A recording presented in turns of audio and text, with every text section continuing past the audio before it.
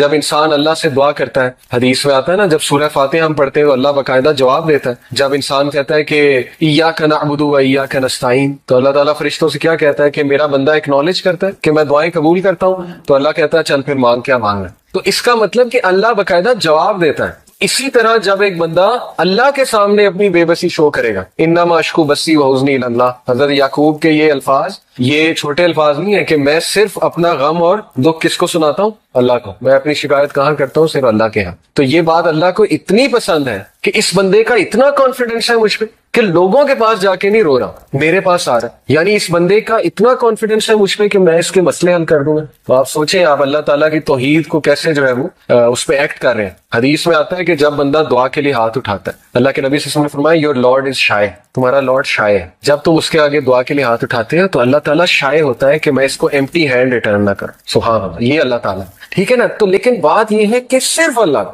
اس لیے آپ دیکھیں طائف کے واقعے پہ اللہ کے نبی نے کبھی واقعہ وہ نہیں سنایا، کبھی ایمپتھی لینے کی کوشش نہیں کی انسانوں سے کہ بہت بڑی زیادتی ہو گئی تھی، یہ ہو گیا وہ ہو گیا. نہیں، حضرت عائشہ کو بھی اسٹریٹ بس یہی سنایا تھا کہ ہاں تمہارے لوگوں نے مجھے اس دن بہت دکھ دیا تھا، بس دیٹس اٹ. اس کے علاوہ کوئی ڈیٹیل نہیں. وہ تو باقی ڈیٹیل تو ہمیں حضرت زید سے ملتی ہے نا، حضرت زید ان کے ساتھ تھے، حضرت زید بن حارثہ ان کے جو منہ بولے بیٹے تھے، وہ تو ان سے ملتی ہے نا. ٹھیک ہے نا. یا کسی اور نے اگر دیکھا ہو، وٹنس کیا ہو، تو ڈیٹیل اس سے آ رہی. تو ثابت یہ ہوتا ہے کہ مسلمان اسٹرانگ ہونا چاہیے. مسلمان کا سارا اعتقاد جو ہے وہ اللہ پر ہونا چاہیے. میں آپ کو ایک بات تجربے سے بتاتا ہوں، آپ لوگوں کے سامنے اپنی ویکنس شو کریں گے نا، رونا دھونا، ایک ٹائم آئے گا لوگ کہیں گے یار ایسے روندا رہتا، آپ کے بارے میں مشہور ہو جائے گا کہ یہ تو ہر وقت اس نے رونا ڈالا ہوتا ہے. تو پھر کیا فائدہ ہوا؟ ٹھیک ہے نا. ایک ٹائم تک لوگ ہیلپ کریں گے، اس کے بعد جو ہے وہ لوگ بھی تنگ آ جائیں گے. تو اس لیے اللہ کے سامنے پٹی جو ہے وہ اللہ کو شو کرے کہ اللہ مجھ پہ رحم کر، رب اغفر وارحم وانت خیر الراحمین. اور ایسے کانفیڈنس سے اللہ آپ کی پھر ایسی مدد کرے گا کہ آپ کا گمان، یہی اس آیت کا مطلب ہے وَمَن يَتَّقِ اللَّهَ يَجْعَل لَهُ مَخْرَجًا. جو کوئی اللہ کا تقوی اختیار کرتا ہے اللہ اسے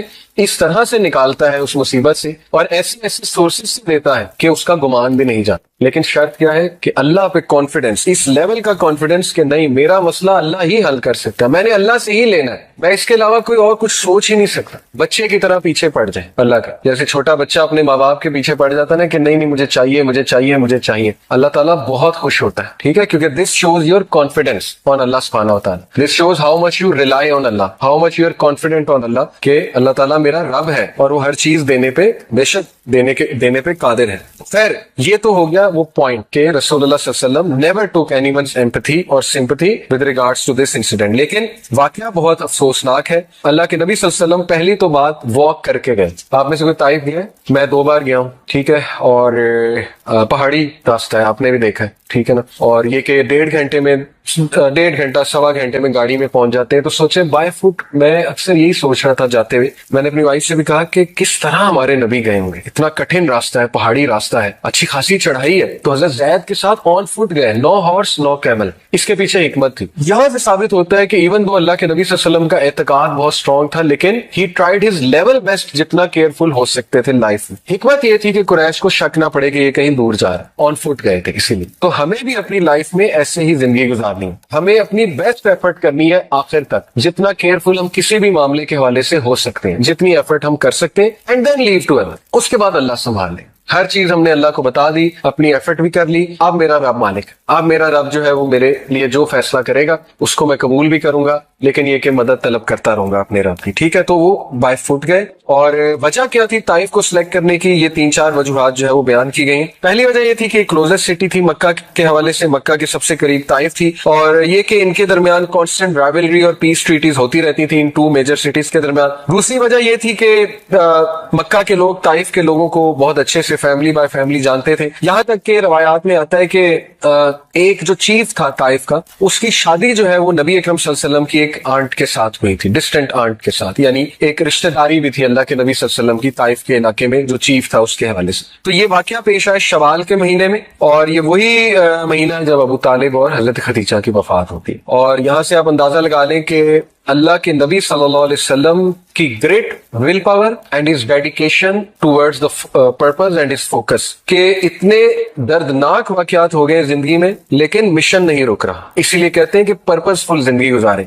पर्पसफुल जिंदगी गुजारने का ये फायदा होता है कि जब तक आपका पर्पस जिंदा है आप मोटिवेशन से आगे बढ़ते रहते हैं। अल्लाह के नबी सल्लल्लाहु अलैहि वसल्लम अभी चंद डेज हुए हजरत खदीजा की वफात को और अबू तालिब की वफात, और उन्होंने कहा कि मिशन नहीं रुकना चाहिए, आगे चल। हम क्या करते हैं, जब हमारे साथ कोई हादसा पेश आता है तो हम बिल्कुल ठप हो जाते हैं और बिल्कुल जो है ना हम एनर्जी लूज कर देते। ऑल्दो ये बहुत मुश्किल है, आई टोटली अंडरस्टैंड एनर्जी के साथ चलना, लेकिन अल्लाह से एनर्जी मांगे कि अल्लाह मुझे खड़ा कर, मुझे हिम्मत दे। तो छोटी छोटी बातों पे हिम्मत नहीं हारनी चाहिए, ठीक है। ये मैं यूथ को कहता हूँ अक्सर कि अपने जरा स्ट्रांग बने, प्रिजर्वेंस लाए अपने अंदर, जरा ब्रेव बने। हम छोटे छोटे वाकयात पे ठप हो जाते हैं, रिजल्ट अच्छा नहीं आया उस पर ठप हो गए, नौकरी कहीं लगवाना चाहते थे वहां नहीं लगी उस पर ठप हो गए, वो पसंद था वहां शादी नहीं हो सकी उस पर ठप हो गए, ठीक है ना। ऐसे वाकयात में हम ठप होते, तो जरा स्ट्रांग बनना चाहिए इंसान को और अपने मिशन की तरफ जो है वो चलते जाना चाहिए और अल्लाह से सकत हासिल करनी चाहिए। तो रवायात में ये आता है कि अल्लाह के नबी सल्लल्लाहु अलैहि वसल्लम जो है उन्होंने ये जो 3 चीफ्स थे, Taif was being governed bye 3 chiefs, 3 chief थे ये ताइफ को रूल करते थे। तो उन तीनों चीफ जो है उन्होंने इंतहाई सार्केस्टिक और डिसरिस्पेक्टफुल आंसर्स किए रसूलुल्लाह सल्लल्लाहु अलैहि वसल्लम। आप सोचे हमारे नबी को ऐसे आंसर दिए जा रहे हैं,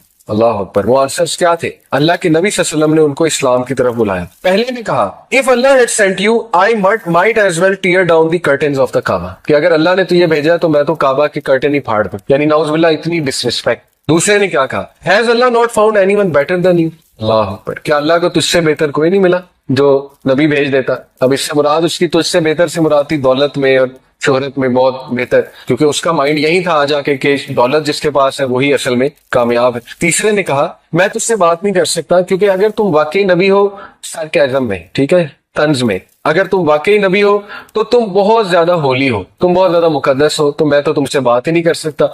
और अगर तुम नबी नहीं हो तो फिर तुम मेरे डिग्निटी से बहुत बिलो हो कि मैं तुमसे बात भी करूं। अल्लाह, देखें हमारे नबी ने कितने सख्त अल्फाज बर्दाश्त किए दीन के रास्ते में। इसलिए अगर आपके घर वाले आपको कोई सख्त अल्फाज कह जाते हैं, वालिद वालदा चचा कोई भी, नो प्रॉब्लम, रिवॉर्ड है इंशाल्लाह उसका। दीन के रास्ते में कोई भी चीज आपको मुश्किल आएगी वो अल्लाह ताला आपको जजा देगा उसके हवाले से, ठीक है। तो अल्लाह के नबी सल्लल्लाहु अलैहि वसल्लम ने उनको सुना, इतने सख्त अल्फाज सुन लिए फॉर द सेक ऑफ अल्लाह। फिर अल्लाह के नबी सल्लल्लाहु अलैहि वसल्लम ने उनसे ये कहा, okay I will leave but please don't tell the Quraish आई केम। हमारे नबी सल्लल्लाहु अलैहि वसल्लम ने उनसे कहा कि आप कुरैश को ना बताइएगा मैं यहाँ आया, क्योंकि ज़ाहिर है उससे मामला बिगड़ सकते। तो इस पे उन्होंने एग्री किया तीनों ने कि ठीक है हम कुरैश को नहीं बताएंगे। अब अल्लाह के नबी सल्लल्लाहु अलैहि वसल्लम ने हिम्मत नहीं हारी, तकरीबन 1 हफ्ता ताइफ में रहे, रवायात में आता है तकरीबन 1 वीक रहे। और ताइफ की वो गलियां भी मैंने देखी जहां हमारे नबी सल्लल्लाहु अलैहि वसल्लम पे पथराव हुआ, उन गलियों से अभी तक गम की सी कैफियत, सैडनेस टपकती है। और मैंने वो मस्जिद भी देखी, मस्जिद अदस, हजरत अनस थे ना जो गुलाम थे जो नबी अकरम सल्लल्लाहु अलैहि वसल्लम के पास अंगूर लेकर आए थे, और अल्लाह के नबी सल्लल्लाहु अलैहि वसल्लम ने उनको दावत पेश की तो उन्होंने इस्लाम कबूल कर लिया, क्रिश्चियन स्लेव थे।